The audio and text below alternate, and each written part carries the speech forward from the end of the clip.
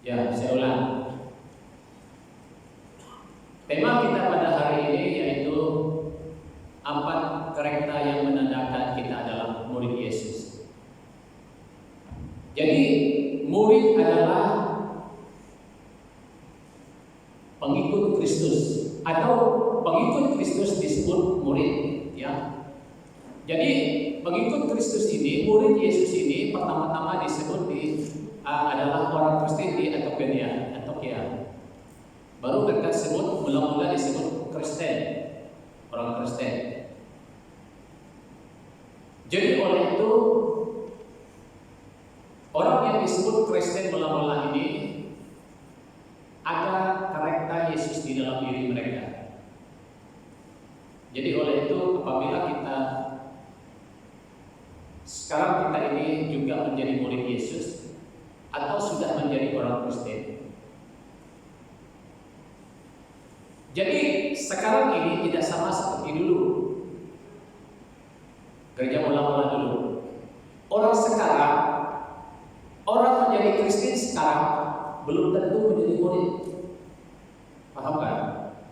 Orang sekarang, orang Kristen sekarang belum tentu menjadi murid Yesus. Sebab dulu disebut murid Yesus pertama kali disebut di Antioquia adalah orang Kristen. Jadi sekarang orang Kristen belum tentu menjadi murid. Sebab apa? Sebab banyak orang yang disebut Kristen tidak dapat menunjukkan bahwa ada karakter Yesus dalam dirinya. Jadi oleh itu harus ada karakter yang baik, karakter Yesus dalam diri kita, menandakan kita adalah murid Yesus. Jadi ada banyak karakter kita, tapi kita hanya melihat empat saja. Yang pertama, yaitu bersedia mengikut Yesus. Apa artinya bersedia mengikut Yesus? Matius 4 ayat 19. Yesus berkata kepada mereka, "Mari ikutlah aku dan kamu akan kujadikan penjala manusia." Ketika Yesus memanggil muridnya, "Mari ikut aku, kamu kujadikan penjala manusia." Jadi mereka mengikuti Yesus. Untuk apa? Untuk menjadi penjala manusia. Artinya mereka menjadi alat Tuhan untuk memberitakan Injil kepada orang lain. Dan apabila orang percaya dan menerima Tuhan, artinya mereka sedang menuntun jiwa kepada Kristus. Jadi orang yang dipanggil Tuhan harus bersedia mengikut Yesus. Mengikut Yesus apa artinya? Adalah melayani Dia. Banyak orang mengatakan, "Oh, saya mengikut Yesus, saya mengikut Yesus," tetapi belum bersedia mengikut Dia dengan arti kata melayani Dia dengan segala. Apapun juga jabatan seseorang atau jemaat biasa saja, apabila kita tidak betul-betul berusaha menuntun orang kepada Kristus, maka ia tidak melakukan tugasnya bagi Allah. Jadi kalau kita tidak sungguh-sungguh memberitakan Injil, membawa jiwa kepada Kristus, artinya kita sebenarnya belum bersedia mengikuti Kristus. Kita tidak melakukan tugas kita yang dipercayakan kepada kita. Dan kita lihat ayat yang lain pula. Markus 10 ayat 38 yang berbunyi demikian. "Barang siapa tidak memikul salibnya dan mengikut aku, ia tidak layak bagiku." Apa artinya? Barang siapa tidak memikul salibnya dan mengikut aku, ia tidak layak bagiku. Tuhan adalah memikul salib. Jadi pertanyaannya, apakah salib itu? Nah, kalau kita lihat orang Kristen ya, di mana-mana pun orang Kristen dia suka lambang salib. Ada yang pakai kalung salib, ada yang pakai kanting salib, dia gantung dalam kereta pun ada salib, semuanya salib.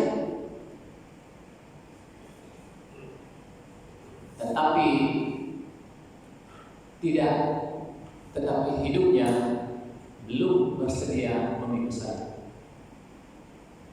Sekadar meletakkan salib di telinga, belum tentu kita memikul salib. Sekadar letak salib di kalung salib, atau ada juga tatu salib, macam-macam salib, belum tentu kita dapat memikul salib. Memikul salib berat, saudara.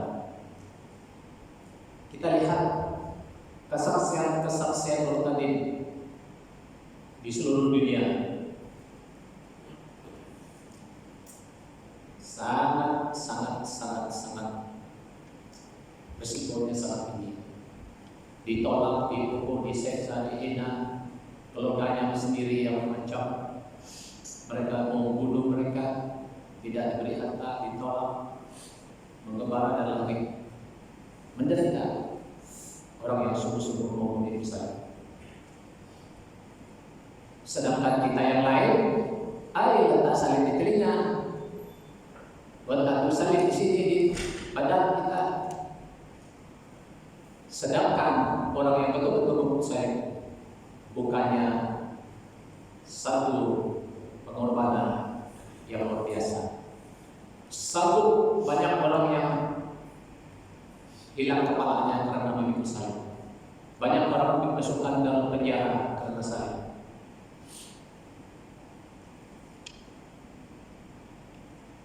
Lukas 14 ayat 27. Barang siapa tidak memikul salibnya mengikut aku, ia tidak dapat menjadi muridku.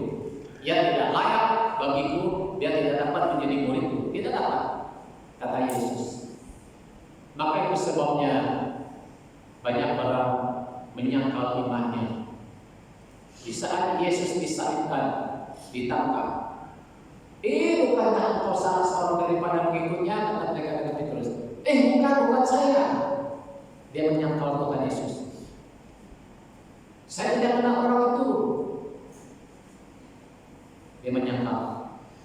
Karena apabila dia mengakui, mungkin dia juga ditangkap dan disiksa. Maka itu Petrus terpaksa menyangkal. Jadi banyak orang menyangkal imannya karena tidak mau memikul salib.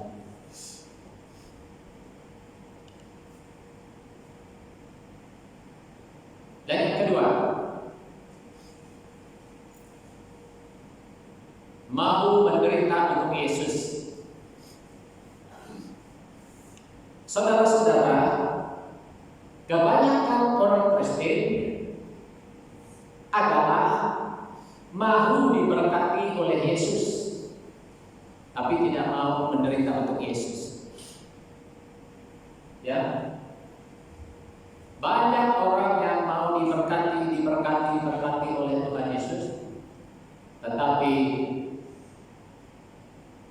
sangat jarang orang mau menderita untuk Yesus. Di sini pun kita berdoa, Tuhan berkati kami, berkati ini. Semuanya kita minta pertolongan, perlindungan, berkat Tuhan melimpah dan sebagainya. Senang kita ucapkan itu. Itu pun memang kehendak Tuhan juga, memang kita mau meminta berkat perlindungan Tuhan. Tetapi apakah kita sanggup menderita untuk Dia?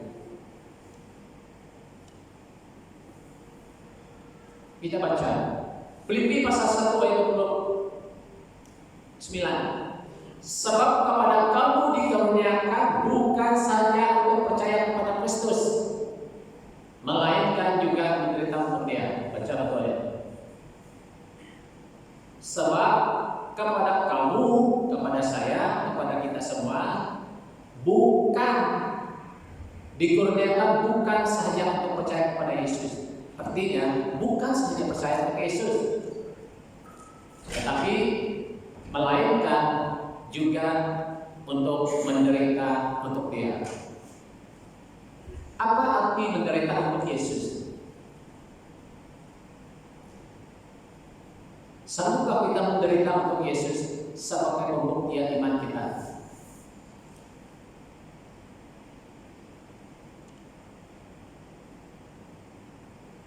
Kita lihat para rasul, Rasul Paulus, Petrus, dan ke-12 Rasul Yesus.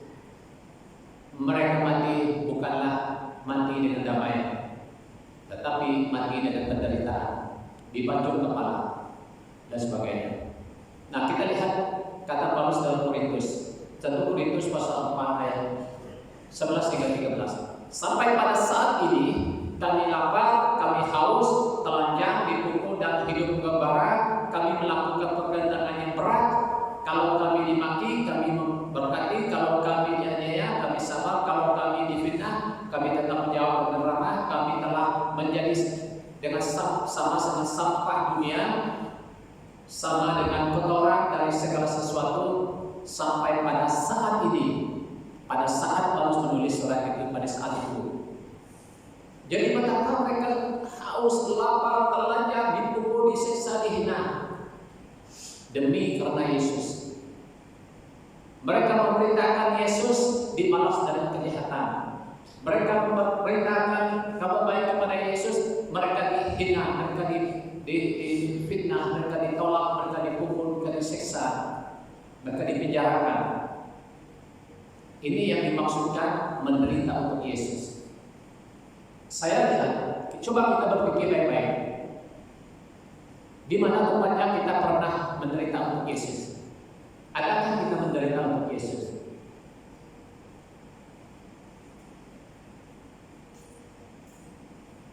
Jadi, pengikut Yesus sejati adalah sanggup menderita untuk Yesus.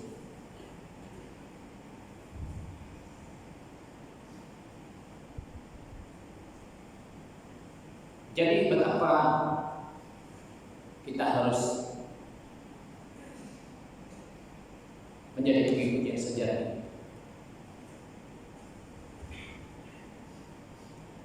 Berdoa dan beribadah untuk menjadi rutinitas kita di gereja itu biasa, itu bukan pengorbanan.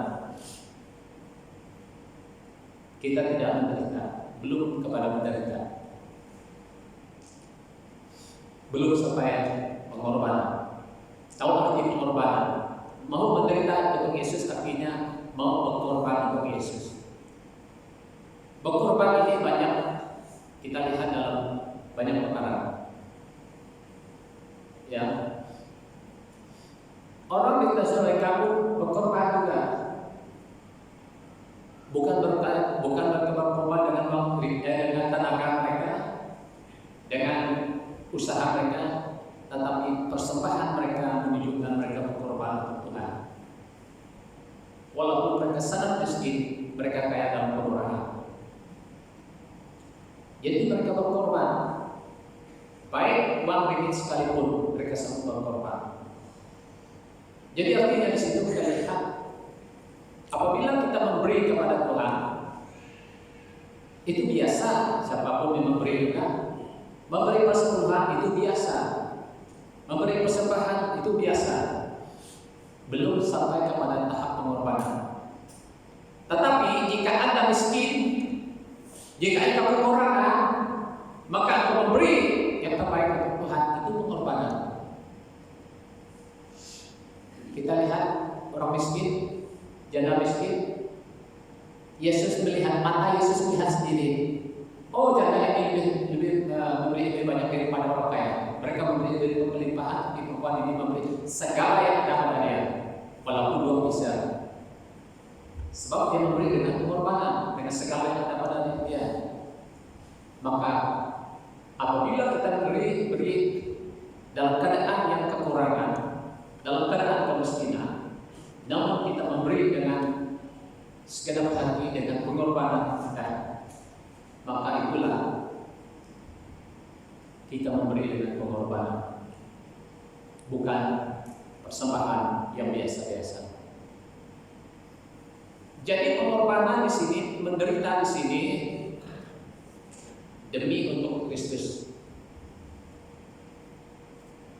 Kebaikan kita dibalas dengan kejahatan. Karena kita melakukan yang baik untuk orang lain, memberitakan keselamatan, tetapi dibalas, dipukul, disiksa seperti rasul-rasul, mereka sedang menderita untuk Yesus. Sebab-sebabnya Yesus mengajar mereka, mengutus mereka, pergilah. Siapa yang tolak kamu, dia menolak aku, kata Tuhan. Artinya di situ, siapapun tolak kita, dia menolak Tuhan sendiri. Ingat, dia yang pertama-tama menolak aku, kata Tuhan. Yang ketiga, murid Yesus yang sejati, kata Yesus, murid Yesus ialah yang ketiga ialah murid Yesus melayani orang lain. Harus melayani orang lain. Nah, ini perintah untuk pergi. Matius 28 ayat 19-20. Karena itu pergilah, jadikanlah semua bangsa muridku dan baptislah mereka dalam nama Bapa, Anak dan Roh Kudus, dan ajarlah mereka melakukan segala sesuatu yang telah kuperintahkan kepadamu, dan ketahuilah aku menyertai kamu senantiasa pada akhir zaman. Jadi murid Yesus yang sejati adalah murid yang mau melayani orang lain. Apabila kita menjadi murid dan Yesus berarti percaya, sebenarnya Yesus mengutus kita pergi untuk memberitakan Injil. Jadi mengutus kita pergi untuk memberitakan Injil itu tidak seharusnya kita dipanggil khusus. Melayani di tempat kita kerja pun kita sudah melayani Tuhan. Saya terdorong dengan saudari kita Windy dari sini. Di hospital dia banyak melayani di sana, melayani orang sakit, memberitakan Injil. Ya, dia memberitakan Injil. Jadi banyak orang tertolong. Memberitakan Injil dan mendoakan orang pesakit yang datang kepada dia. Jadi tidak semestinya kita akan diutus pergi ke suatu tempat atau pelayanan penuh masa di suatu tempat, tidak seharusnya begitu. Jadi kita harus membawa diri sendiri, memberitakan Yesus yang pada diri kita, yang ada orang di sebelah kita, di tempat kerja kita. Itu sudah cukup. Jadi kita melayani orang lain. Kadang-kadang kita sulit kita melayani orang lain, seperti kita katakan, apa yang saya ucapkan ya? Ini bagaimana? Saya tak berlaku, saya tak pandai. Jadi macam-macam lah yang timbul dalam hati kita, sehingga kita sulit untuk bersaksi. Tapi cakaplah saja apa saja yang boleh kita boleh cari peluang untuk bersaksi. Kata-kata ini merupakan amanat agung Yesus Kristus kepada semua pengikutnya, dan setiap angkatan. Amanat ini menyatakan secara tanggung jawab dan penugasan gereja dalam tugas misioner. Murid Yesus harus pergi ke seluruh dunia untuk memberitakan Injil kepada semua orang sesuai dengan kenyataan perjanjian baru tentang Kristus dan ajaran rasul-rasulnya. Injil yang diberitakan berpusat pada pertobatan dan pengampunan dosa. Kita hanya memberitakan bahwa Tuhan mengasihi kau, bahwa Tuhan jalan yang menolong kau dalam masalahmu. Kan begitu. Bersaksi dua orang lain.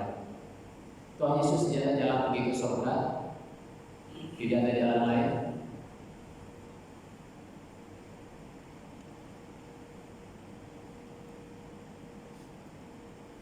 Kita baca ayat ini dulu. Matius 25 hingga ayat 37, ayat 35 hingga 37 dan 6. Sebab ketika aku lapar, kamu memberi aku makan. Ketika aku haus, kamu memberi aku minum. Ketika ketika aku seorang asing, kamu memberikan aku tumpangan. Ketika aku telanjang, kamu memberi aku pakaian. Ketika aku sakit, kamu melawat aku. Ketika aku di dalam penjara, kamu mengunjungi aku.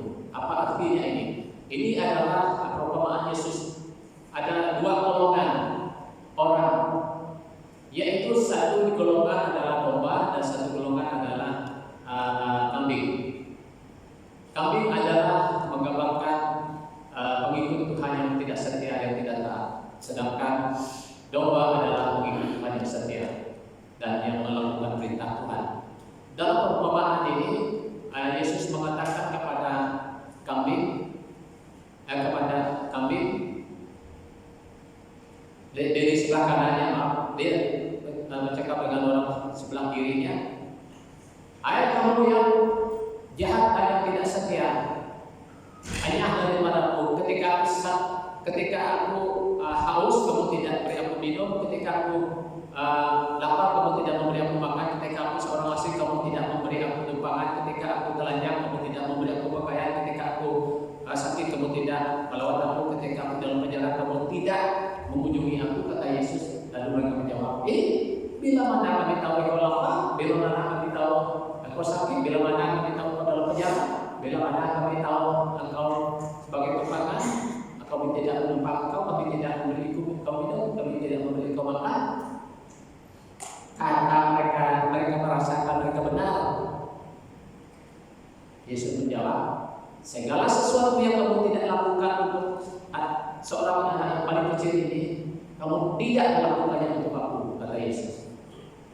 Dan dia berkata kepada orang di sebelah kanannya, ayat yang kita baca ini tadi, "Ketika aku lapar, kamu beri aku makan. Ketika aku haus, kamu beri aku minum. Ketika aku orang asing, kamu beri aku tumpangan. Ketika aku telanjang, kamu beri aku pakaian. Ketika aku sakit, kamu melawat aku. Ketika aku dalam penjara, kamu mengunjungi aku." Lalu mereka di sebelah kanan juga berkata, Tuhan, bila mana kami tahu engkau telanjang, kami memberi engkau pakaian. Bila mana kami tahu engkau lapar, kami bakal minum," kata mereka. "Aku berkata kepadamu, segala sesuatu yang kamu lakukan untuk salah seorang yang paling kecil ini, kamu melakukannya untuk aku." Artinya di situ adalah melayani Tuhan. Apa saja yang kita buat untuk Tuhan.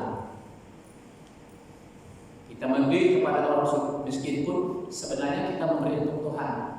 Kita memberi tumpangan orang yang memerlukan, kita melakukannya untuk Tuhan.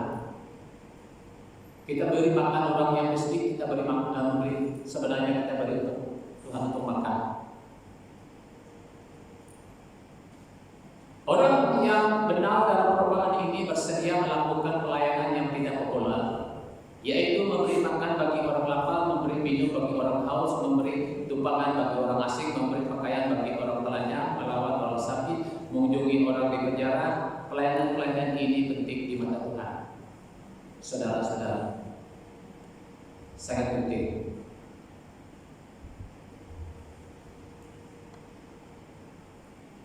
Kami dua istri pergi pasar kedai minum. Saya tengok satu orang tua datang jual saya. Kasihan aku, saya tengok dia. Ujung-ujung saya suruh dia duduk, kita minum sini. Dia mau pergi, saya suruh dia duduk, minum dulu baru pergi.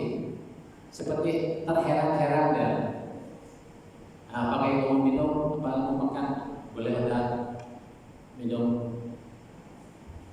Baru dia minta makanan, minta saya bayar. Saya beli sayur dia, saya beli 2 ikat, saya bayar lebih. Tidak apa, saya bayar lebih. Sebab saya kasihan dia. Dia mau kembali ke Bangka, tidak apa, ambillah aku, tidak apa, saya kata. Siapa orang kedai di sana datang, "Itu orang kamu bukan?" "Tidak."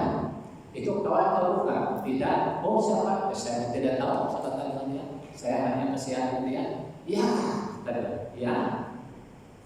Saya pun tidak tahu siapa dia, saya kata dengan dia. Jadi saudara-saudara, apa yang kita buat harus ingat, buatlah untuk Tuhan, seolah untuk Tuhan, bukan untuk manusia.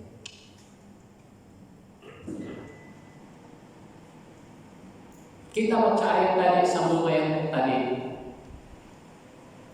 Matius 25 ayat 40. Dan raja itu akan menjawab mereka, aku berkata kepadamu, sesungguhnya segala sesuatu yang kamu lakukan salah seorang dari saudaraku yang paling hina ini, kamu telah melakukannya untuk aku. Melayani orang lain. Murid Kristus harus melayani orang lain.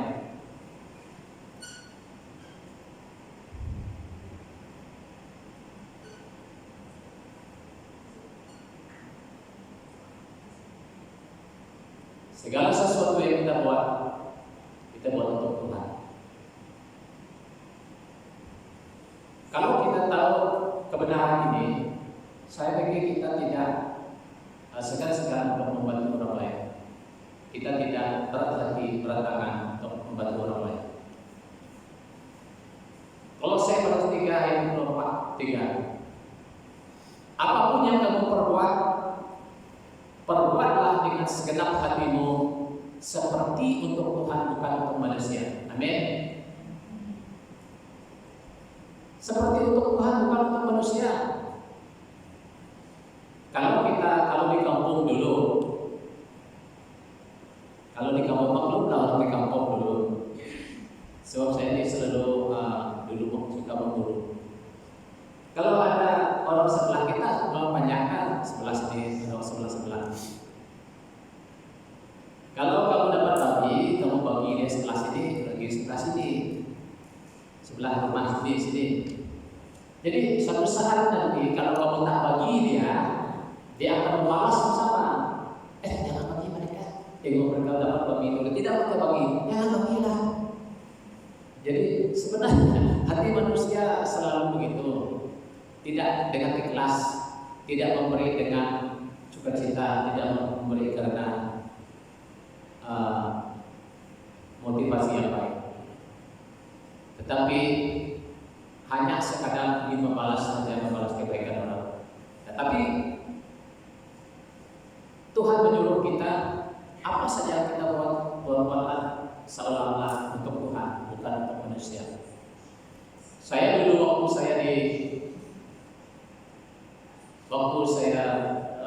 sebelum saya menjadi hamba Tuhan, saya seorang pemburu, sangat pemburu, kuat dalam hal pemburu. Kalau saya dapat babi, dulu memang jarang sekali saya pergi ke gereja. Tetapi hati saya pada pastor. Kalau pastor kami waktu itu, kalau saya dapat babi, saya selalu bikin tahu mak saya, mak, jangan lupa bagi pastor nanti. Saya sendiri tak pernah pergi gereja, tapi hati saya ada pada mereka. Lalu mak saya bagi pergi hantar di rumah kepala pastor. Ini anak saya bagi. Sedangkan muka saya tak nampak di gereja. Tapi sebab saya anggap bahwa itu saya buat untuk Tuhan. Jadi saudara-saudara, apa yang kita harus buat? Segala yang kita buat harus lakukan dengan segenap hati seperti untuk Tuhan, bukan untuk manusia. Jadi pengikut Kristus sejati melayani orang lain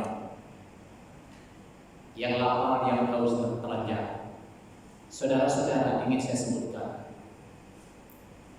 tahukah kita di dunia sekarang ini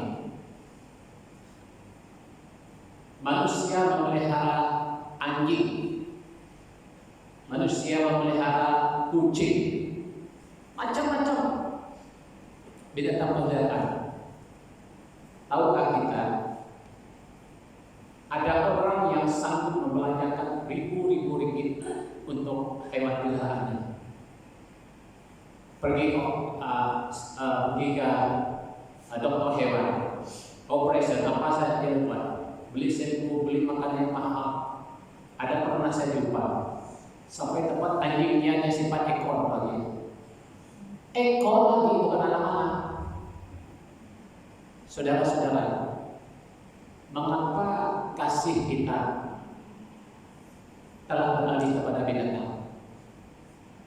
Terlalu banyak orang mengemis di tengah pasar. cari tong sampah, cari makanan. Sedangkan anjing kita di rumah tidur dalam ekor. Beri makanan yang enak, beri makanan yang mahal, selalu pergi bawa dokter hewan untuk merawat kucing kita. Tapi di waktu yang sama, banyak orang mati kelaparan, banyak orang mati, banyak orang tidur di kaki lima, tidak ada pakaian, tidak ada makanan. Mengapa sampai kita tidak ada balas kasihan kepada orang yang tidak ada pengharapan, dalam kemiskinan, menderita, sedangkan binatang peliharaan kita hidup mewah dan senang. Tuhan Yesus mau kita melayani orang lain. Tuhan Yesus mau melayani kita, sebab manusia adalah berharga di mata Tuhan. Saya katakan ini bukan artinya bahwa jangan pelihara binatang, jangan pelihara kucing, bukan. Saya katakan ini supaya hati kita seimbang, lebih mengasihi manusia. Saya ajar istri saya di keluarga, kalau kita ada kucing, jangan pernah beli apa-apa dari pasar. Kasih belajar sejak lahir, sejak makan nasi, beri sisa makanan. Beri air laut, pasti dia mau makan. Sejak lahir, sejak dia boleh makan. Jangan biasakan dengan makanan yang baik. Nanti dia tidak mau makan tulang dan sisa nasi sebagainya. Bagi saya, sebab itulah makanan yang sebenarnya binatang kita, dalam kita.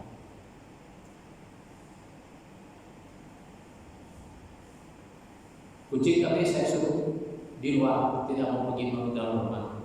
Kencing sana, kencing sini, buat apa? Baru selesai itu tidak mau beres di luar, bau di luar pun tidak panjangan di rumah. Jadi saudara-saudara, mari kita belajar untuk melayani orang lain. Jangan kasih kita terikat atau hanya kepada binatang peliharaan kita. Tahukah kita kenapa? Apa sebab kita mengasihi binatang kita begitu rupa? Tahu artinya? Tahu artinya? Kenapa? Saya tahu jawabannya. Kalau menurut begini ya, kalau kamu ada anak kucing kah, anak ayam kah, anak kucing kah, anak anjing kah, kamu bawa ke rumah. Sejak lahir kamu belai dia, kamu hidup bersama kamu belum dia, kamu cuci dia, kamu beri dia makan. 1 bulan, 2 bulan, 3 bulan, 1 tahun, 2 tahun, hati kamu pasti jatuh cinta dengan binatang. Dan kamu mengutamakan dia, memberi makanan dan kamu sakit apa kamu rawat dia. Sebab kamu telah jatuh pada binatang itu, jatuh hati dengan binatang itu, cinta pada binatang, sayang pada binatang. Apabila kamu memperlakukan dia seadilnya seperti binatang, kamu tidak akan menaruh kasih yang sedalam itu sama. Nah, jadi saya perhatikan di dalam dalam kehidupan kita, ada satu perempuan, dia kata begini, lebih baik saya tidak makan daripada anjing saya makan, kata dia. Lebih baik saya berlapar daripada anjing saya tidak makan, kata dia. Wah, heran saya. Kita beritahu saya, ibu sebelah sana. Saya tengok dulu, dan ekor lagi bukan dalam anak. Jadi saudara-saudara, mari kita renungkan firman Tuhan. Jangan kita terlalu jatuh cinta pada binatang. Jatuh cintalah kita sesama kita, saling menolong, saling membantu, saling memberi, saling menghiburkan. Itu yang Tuhan mau. Ayat 4, yang terakhir 4. Hidup murid Yesus menjadi teladan dan cerminan kasih Yesus. Lukas 6:27-28.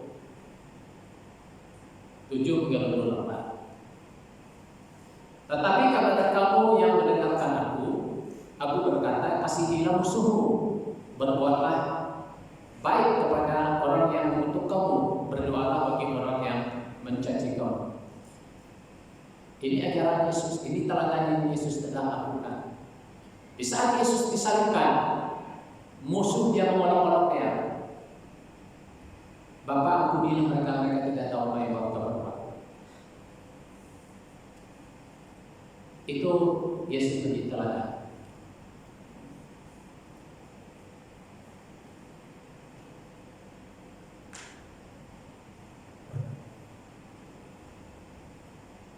Jadi kalau kita dapat mengasihi musuh kita, mengasihi orang yang berbuat baik, berbuat jahat terhadap saudara kita, itu berartinya kita memiliki kasih Yesus dalam diri kita.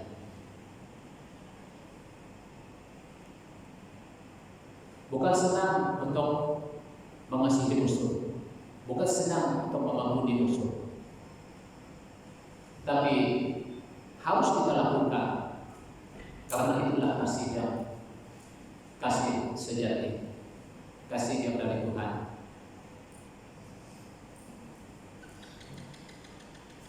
Berdoa bagi orang yang mencaci kamu.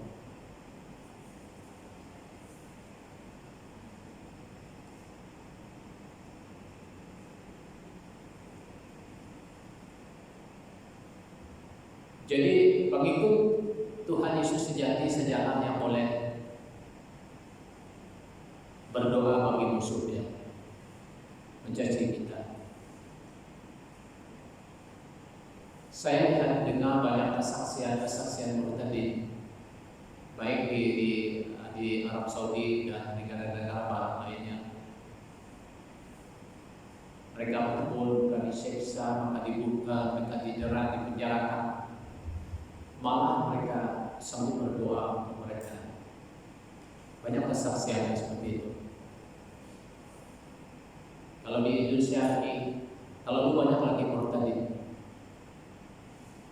dan banyak yang dipenjara, tetapi mereka tetap mendoakan sebab mereka tahu bahwa mereka tidak tahu apa yang mereka buat.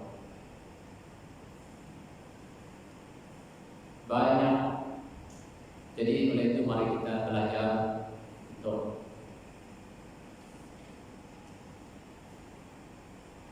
mengikuti jejak Yesus, yaitu teladan Yesus.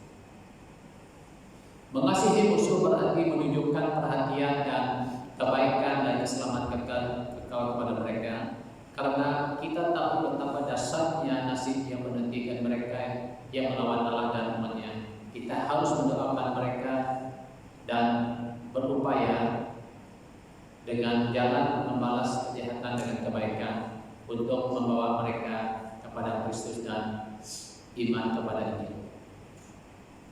Jadi dengan cara kebaikan kita berdoa untuk mereka, sebenarnya kita mau mereka diselamatkan.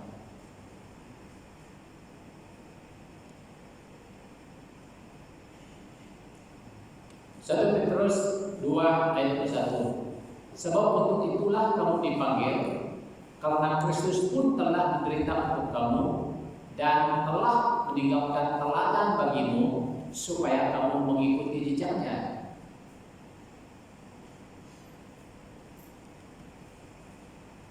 Untuk itulah kita dipanggil, karena Kristus telah menderita untuk kita.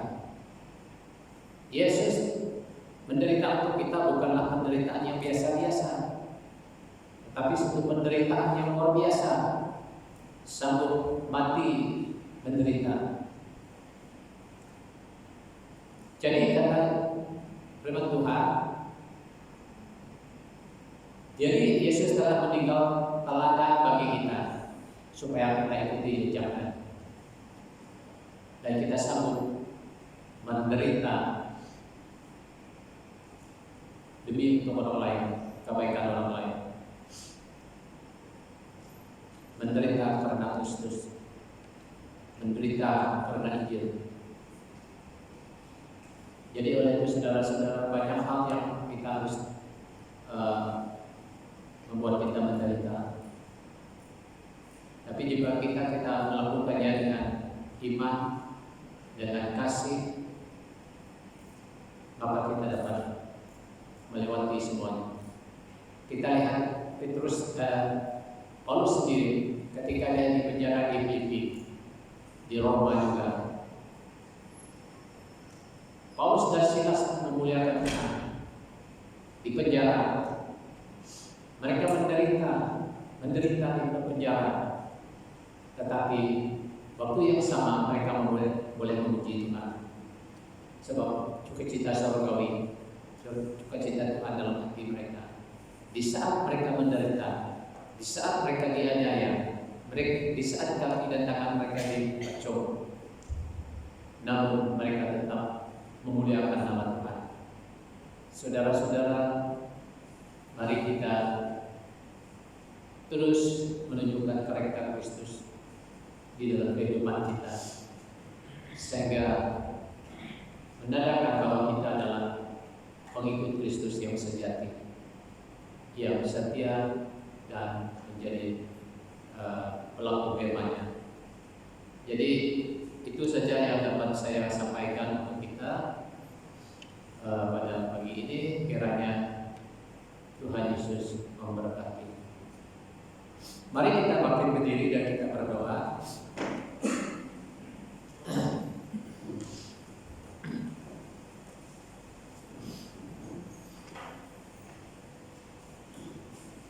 Kita sama-sama datang di hadapan Tuhan berdoa atas firman Tuhan yang kita pelajari pada pagi ini. Haleluya.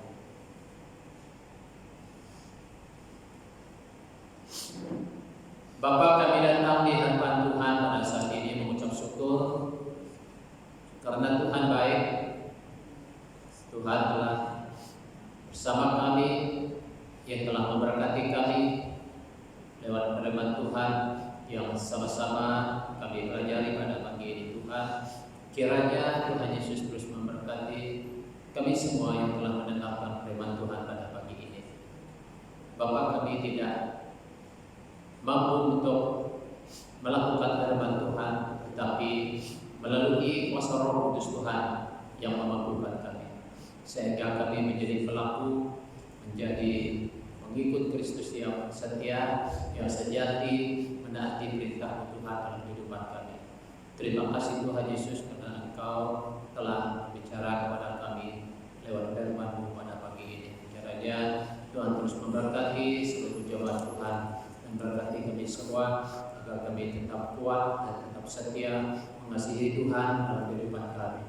Apapun yang kami hadapi dalam hidup ini, Tuhanlah kekuatan kami, Tuhanlah pelindung kami, Tuhanlah senantiasa hadir dalam setiap saat, setiap waktu hidup kami. Haleluya. Tuhan Yesus, terima kasih, pujilah nama-Mu. Haleluya. Inilah doa kami Tuhan, permohonan kami. Terima kasih. Dalam nama Tuhan Yesus kami sudah berdoa. Amin.